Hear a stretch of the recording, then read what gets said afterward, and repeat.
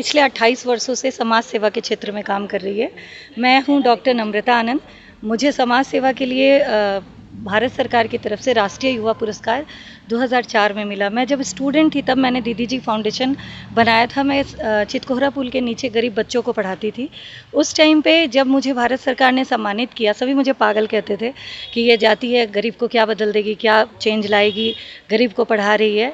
लेकिन मैं फिर भी पटना कॉलेज में पढ़ती थी और हर दिन चितकोहरा पुल के नीचे जाती थी और नट और गुलगुलिया के बच्चों को पढ़ाती थी। उस वक्त मैं उनके लिए किताब और मनोहर बाल पोथी, स्लेट इसके लिए मुझे पैदल चलना पड़ता था, गांधी मैदान से पटना कॉलेज और पटना कॉलेज से गांधी मैदान। वो हर दिन का पैसा बचाकर, महीने का जो भी पैसा अमाउंट बचता था, वो पैसे से मैं उन लोगों के लिए किताबें, स्लेट। तो ऐसे दीदी जी फाउंडेशन की शुरुआत हुई थी कि गरीब बच्चों को मुझे पढ़ाना है और उन बच्चों को स्कूल, सरकारी स्कूल तक पहुँचाना है। यही उद्देश्य था और उनको समाज की मुख्य धारा से जोड़ना है। तो मैं धीरे धीरे उनके बीच जाने लगी और उन बच्चों को सिखा करके फिर उसको समाज की मुख्य धारा से जोड़ने के लिए समाज के बीच, लोगों के बीच लाना। तो उनको कल्चरल एक्टिविटी सिखाया, पढ़ाई के साथ साथ कल्चरल एक्टिविटी सिखा के उनको मतलब पटना के विभिन्न मंचों पर परफॉर्म कराया। आज दीदी जी फाउंडेशन, मुझे खुशी है कि मैं उनको राष्ट्रीय मंच पर भी उनको ले जा पाई। इसके लिए मैं जीकेसी को धन्यवाद देना चाहती हूँ, आदरणीय राजीव रंजन प्रसाद सर को, जिनकी वजह से मैं ग्लोबल कास्ट कॉन्फ्रेंस की प्रदेश अध्यक्ष बनी। और प्रदेश अध्यक्ष बनने के बाद जो वहाँ पे बहुत बड़ा सा एक प्रोग्राम दिल्ली में हुआ, ताल कटोरा स्टेडियम में, कायस्थ महासभा का पूरे इंडिया से लोग आए थे। उस मंच पर मैंने गरीब बच्चों को परफॉर्म कराया।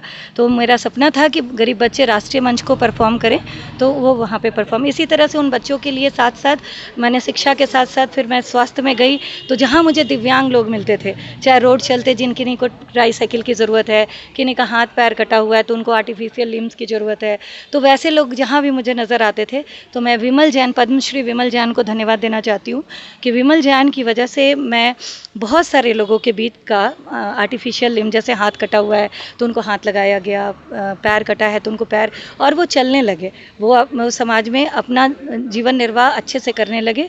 तो वैसे लोगों को मैंने पूरे चुन करके उनसे मदद दिलवाया और भारत विकास परिषद की तरफ से उनको फ्री में सभी कुछ प्रोवाइड कराया गया। किन्हीं को मैं धन्यवाद दूंगी, रोटरी को भी धन्यवाद दूंगी। रोटरी ने भी विभिन्न टाइम पे, या लायंस क्लब को धन्यवाद देना चाहती हूँ। उन लोगों ने कभी कभी ट्राईसाइकिल दिया, कभी व्हील चेयर दिया, कभी मतलब हियरिंग ऐड दिया, कभी वो कैलिपर्स दिया।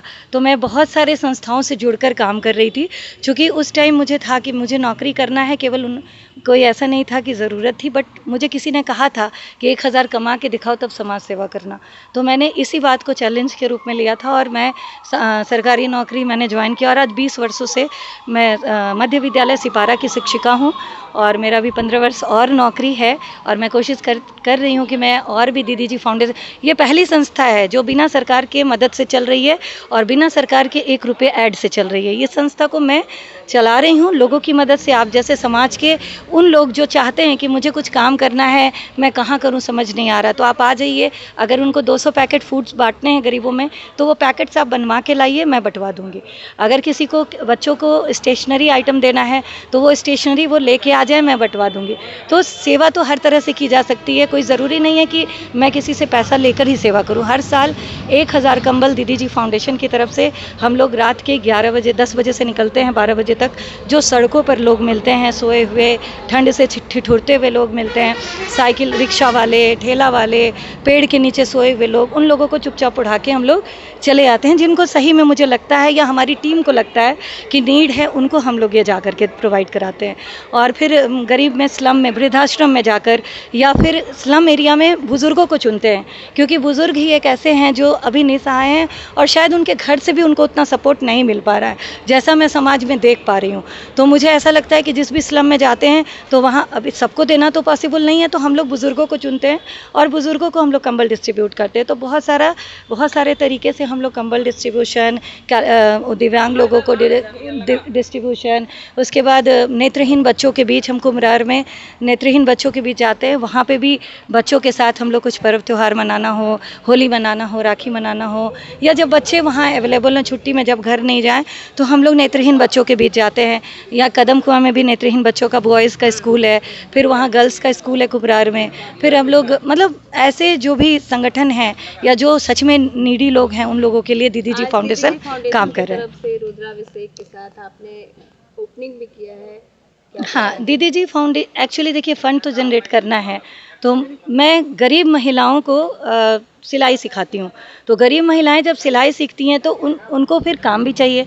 तो रोज़गार देने के लिए मैंने क्या किया, एक बार 1 लाख रुपए का कपड़ा खरीद के उनको दिया, और उन्होंने उसका नाइटी बनाया और बना के तैयार किया, और कुर्ती बनाया, कुछ बनाया उन्होंने, पेटीकोट सिला, ब्लाउज सिला, ऐसा सिला। लेकिन जब उनको बेचने की बारी आई तो मैं मार्केट में भटक रही थी कि कोई इसको ले ले, ताकि फिर से उनको उस पैसे से कपड़े लगाएं। बार बार पैसे कहाँ से आएंगे लगाने के लिए, तो उस पैसे, तो मुझे एहसास हुआ कि क्यों ना एक ऐसा मंच बना दे, एक ऐसा स्टेज बनाएं, कोई एक ऐसा शॉप बनाएं जहाँ पे इन गरीबों के द्वारा बनाए हुए कपड़े को ईजिली हम लोग ले लें। उनको ये ना सुनना पड़े कि आप कपड़े रख कर चले जाओ, हम बाद में फिर बेच देंगे, फिर आपको पैसा देंगे, फिर किसी को पैसा मिलेगा, किसी को नहीं मिलेगा। तो वैसी स्थिति में मैंने हर्षा गारमेंट पहले तेज प्रताप नगर में ओपन किया, जो मेरी माँ का है, रजनी वर्मा के नाम से है, और माँ का है, मैं उसको देख रेख करती हूँ। उसके बाद वहाँ पर अभी 2 साल, तीसरा साल हमारा जा रहा है, दिसंबर में वो 3 साल 13 दिसंबर को पूरा होगा। तो उस वक्त फिर हम आप लोगों को बुलाएंगे, जागरण करवाएंगे वहाँ पे, फिर आप लोगों को बुलाएंगे। और अभी उसके बाद उसका ब्रांच खोला है, तो हर्षा गारमेंट, हर्षा मेरी बेटी का नाम है, और हर्षा इंटरप्राइजेज हमने बनाया, हर्षा मिसलेनियस करके एक, और ये हमारी बेटी है, इसका नियति सौम्या है, एक और बेटी है मेरी, ये हर्षा, इसी का नाम है, ये बड़ी बेटी है निरंतरा हर्षा। तो इसी के नाम से ये सारा कुछ, Harsha garments, Harsha musical group, Harsha banquet hall, Harsha play school, Harsha instrumental, मतलब हर्षा के नाम से हम लोग, जी उसके नाम से ही कर रहे हैं। छोटकी बेटी तो उसके साथ है, ये बोलती है जो दीदी करेगी सब उसका है। सावन का महीना और सावन महोत्सव की बात न की जाए एक महिला से अधूरा लगेगा। तो क्या कहेंगे सावन महोत्सव, क्योंकि आप लोग सब उसी हरियाली। हाँ, आज यहाँ पर सावन महोत्सव भी है। हर साल हम लोग सावन में महिलाएं मिलते हैं, चूँकि दीदी जी फाउंडेशन से हमारे से बहुत सारी महिलाएं जुड़ी हुई हैं, और आज का दिन हम लोग बहुत सेलिब्रेट करते हैं। वो तो चांद से, आज मेरी बेटी का भी बर्थडे निकल गया, और आज हमारा यहाँ का ओपनिंग भी है, तो सारा सेलिब्रेशन एक दिन, क्योंकि छुट्टी की कमी है, समय की कमी है सभी के पास, और मैं भी गवर्नमेंट जॉब में हूँ, तो मेरे पास में भी छुट्टी की कमी है।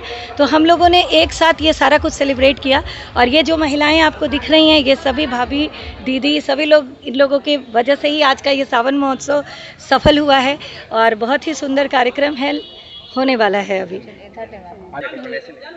आज तुम्हारा बर्थडे क्या? प्राउड तो मैं बहुत हूँ, मम्मी की तरह मुझे भी बहुत सारी महिलाओं का हेल्प करना है, एंड मैं भी मम्मी को देखती हूँ तो इम्पोर्टेंस पता चलता है कि कैसे लड़कियों को भी काम की ज़रूरत है एंड इक्वालिटी की ज़रूरत है। तो प्राउड तो बहुत हूँ, और मुझे बहुत अच्छा लगता है बताने में कि मम्मी क्या क्या काम करती है, इन सब का हेल्प करती है। प्राउड फील होता है अपनी माँ पे? हाँ जी, ऑब्वियसली प्राउड तो फील होता ही है, सबको होना चाहिए। और एक्चुअली मम्मी से तो हम लोग बहुत ज़्यादा सीखते भी हैं और सबको बताते भी रहते हैं कि जैसे वो बोली कि मम्मी हमारी ये सब करती है, नेशनल यूथ अवॉर्डी है वगैरह वगैरह। अब मम्मी जैसे सारा चीज़ बताई कि हम लोग ये काम करते हैं, ये काम करते हैं, ये काम करते हैं, बट उससे सबसे ज़्यादा इम्पॉर्टेंट बात जिस पे फोकस करना है वो ये है कि ये सारे काम किए गए उसकी वजह से इम्पैक्ट क्या क्रिएट हुआ। तो